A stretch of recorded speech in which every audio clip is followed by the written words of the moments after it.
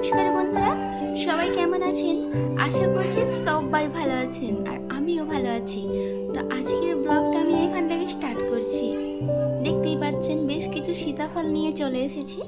তো এখানে এটাকে আমরা সীতাফল বলি, আপনারা কি বলেন অবশ্যই কমেন্টে জানাবেন কিন্তু। তো এটা আমাকে পাশের বাড়ি থেকে একজন দিদি দিয়েছেন। ওনাদের গাছে বেশ সুন্দর রং হয়ে গেছিল, তো কিছুটা শক্ত ছিল। আমি একে ঢেকে রেখে দিয়েছিলাম পাকার জন্য। তো অনেকটা দেখছি বেশ কয়েকটা পেকে গেছে, নরম হয়ে গেছে, বেশ খাওয়ার উপযুক্ত হয়েছে। তো সেইগুলো বের করে নিয়ে আবার কিন্তু আমি ঢেকে রেখে দেবো। আবার 2 দিন পরে পাকবে, তো তখন আবার বের করে খাবো।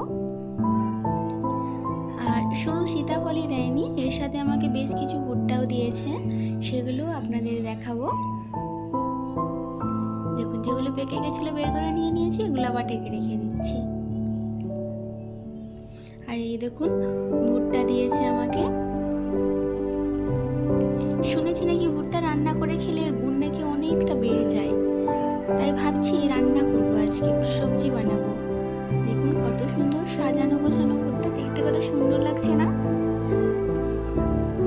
জানি না কিভাবে রান্না করতে হয়, চেষ্টা করব যে দেখেন ভালো করে রান্না করেই খাবো আজকে, তাই এগুলো ছাড়িয়ে রেখেছি।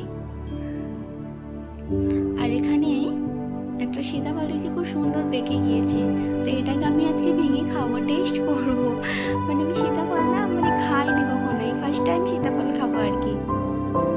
দেখুন কত সুন্দর লাগছে দেখতে, ওয়াও!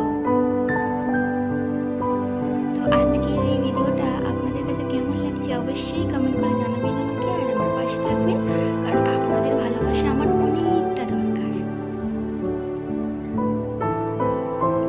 খুব সুন্দর মিষ্টি লাগছে খেতে, প্রথম খেলাম তো, তাই আমার কাছে অনেকটা বেশি ভালো লাগছে। আপনাদের কার কার ভালো লাগে অবশ্যই জানাবেন কিন্তু। আমি একা একাই দেখুন কেমন পাগলের মতো খেয়ে যাচ্ছি। কি করবো বলুন, আপনারা আমার কাছে নিতে দিতে পারছি না। তো নেক্সট ব্লগে আপনাদের সঙ্গে আবার দেখা হচ্ছে। ততক্ষণ আপনারা ভালো থাকবেন, সুস্থ থাকবেন।